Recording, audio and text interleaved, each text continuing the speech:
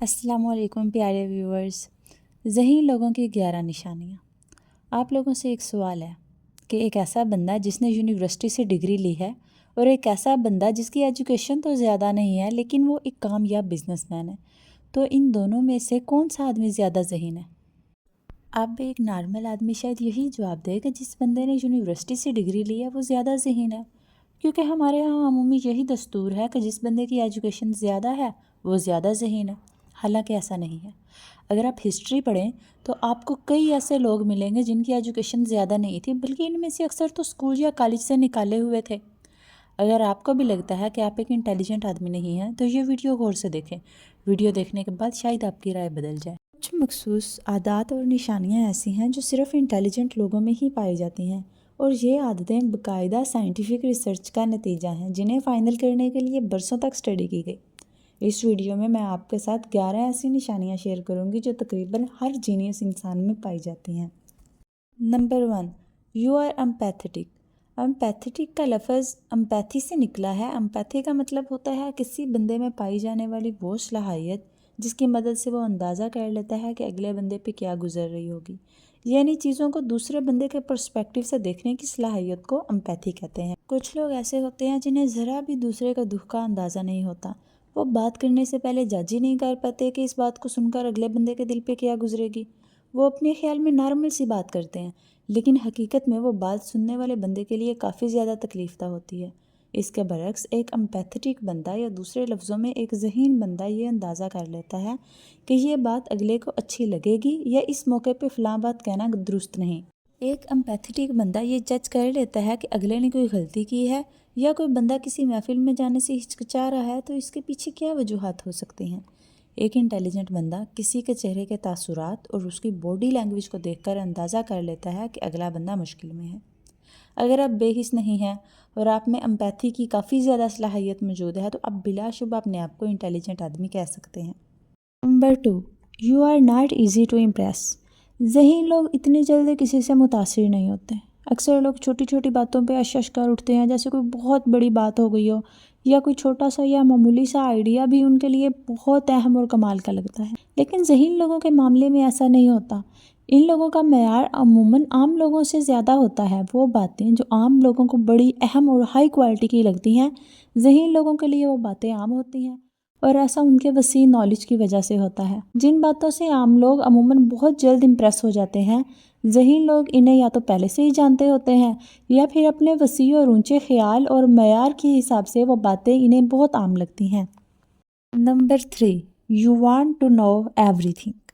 آپ چیزوں کی گہرائی میں جانا پسند کرتے ہیں۔ مثلاً آپ یہ جاننا چاہتے ہیں کہ مختلف اشیاء کس طرح کام کرتی ہیں یا انسانی رویے کس طرح کام کرتے ہیں۔ مثلاً اگر آپ اداسی محسوس کرتے ہیں تو آپ یہ جاننے کی کوشش کرتے ہیں کہ آپ کی اداسی کے پیچھے کیا وجہ ہو سکتی ہے، یا اگر آپ کے منہ پر پمپل نکل آتا ہے تو آپ شاید گوگل پہ آ کے سرچ کرتے ہیں کہ پمپل نکلنے کے پیچھے سائنٹیفک وجہ کیا ہے، یا پمپل کیوں نکلتے ہیں۔ Number 4، you can easily influence others. لوگوں کو اپنی بات سمجھاتے ہوئے یا ان کو اپنا ہم خیال بناتے ہوئے آپ کو کوئی دقت پیش نہیں آتی، تو اس کا مطلب ہے کہ آپ لوگوں کے ایموشنز کو بھی اچھی طرح سمجھتے ہیں، اور آپ یہ بھی جانتے ہیں کہ لوگوں کو کس طرح انفلوئنس کرنا ہے، کس طرح ان کے سامنے اپنے دل کی بات کرنی ہے، اور کس طرح اپنے ایموشنز کو اتھینٹک یا کلیئر طریقے سے بیان کرنا ہے۔ جیسے کہ اکثر کوئی بندہ آپ کو کوئی کام کہتا ہے اور آپ اس کا کام نہیں کرنا چاہتے تو اس کو انکار کرتے ہوئے آپ جھجکتے ہیں، یا آپ کو سمجھ نہیں آتی کہ کون سا بہانہ لگائیں یا کون سے ایسے الفاظ کا استعمال کریں کہ آپ کو اگلے بندے کے سامنے شرمندہ نہ ہونا پڑے۔ لیکن ایک ذہین انسان اچھی طرح جانتا ہے کہ لوگوں کو کس طرح انفلوئنس کرنا ہے، کس طرح اپنے ایموشنز کو کنوے کرنا ہے، اور سب سے بڑھ کر موقع کی مناسبت سے کون سی بات کرنی ہے۔ Number 5، you memorize stuff quickly. اس پوائنٹ میں بہت سی باتیں آ جاتی ہیں، جیسے کہ بہت سے لوگوں کو راستے یاد نہیں رہتے، لیکن اگر آپ کہیں جاتے ہیں اور آپ کو ایک ہی دفعہ میں راستہ یاد ہو جاتا ہے تو یہ آپ کی ذہانت میں شامل ہوگا۔ اس طرح اگر آپ کو گانا یا غزل سنتے ہیں اور آپ کو اس گانے کے لیرکس یا غزل کے شعر جلدی یاد ہو جاتے ہیں تو یہ بات بھی آپ کی ذہانت میں آئے گی۔ اس کا مطلب یہ ہے کہ آپ کا دماغ کمپلیکس پیٹرن کو یاد رکھ سکتا ہے۔ صحیح لفظوں میں اگر آپ کی میموری تیز ہے تو آپ کو کوئی بھی اسکل دوسرے لوگوں کی نسبت جلدی سیکھ لیتے ہیں اور کامیاب ہو سکتے ہیں۔ Number 6، you are a night owl. آپ دیر سے سوتے ہیں اور سونے سے پہلے خوب سوچتے ہیں۔ حال ہی میں ایک ریسرچ کی گئی جس میں یہ بات سامنے آئی کہ جو لوگ دیر سے سوتے ہیں وہ عموماً زیادہ ذہین ہوتے ہیں۔ ریسرچ میں 1000 لوگوں کے سلیپنگ پیٹرن پہ ریسرچ کی گئی جس میں یہ بات سامنے آئی کہ دیر سے سونے والے لوگوں کا آئی کیو لیول جلدی سونے والے لوگوں سے زیادہ تھا۔ اس کی وجہ یہ تھی کہ جلدی سونے والے لوگوں کا دماغ عموماً ایک پیٹرن پہ چلتا ہے اور یہ زیادہ متحرک نہیں ہوتا۔ اس طرح یہ بھی بتایا گیا کہ انٹیلیجنٹ لوگ سونے سے پہلے سوچوں میں کھو جاتے ہیں۔ یہ لوگ اکثر منتشر خیالی کا شکار ہوتے ہیں اور ان کے ذہن میں بہت سے سوال گردش کرتے رہتے ہیں۔ بے شک ذہین لوگ سوشل میڈیا یا موویز دیکھنے کے لیے نہیں جاگتے، یہ لوگ رات میں بھی کچھ پروڈکٹیو کام کرتے ہیں۔ Number 7، new places don't bother you. آپ نئے انوائرمنٹ یا نئی جگہوں پر جلدی ایڈجسٹ ہو جاتے ہیں۔ کچھ لوگوں کو اگر نئی جگہوں پر جانا پڑے یا نئے لوگوں میں بیٹھنا پڑے تو وہ جلدی بور ہو جاتے ہیں، لیکن ایک انٹیلیجنٹ بندے کے پاس نالج بھی ہوتا ہے اور وہ یہ بھی جانتا ہے کہ ڈیفرنٹ لوگوں کے ساتھ کس طرح کی باتیں کرنی ہیں۔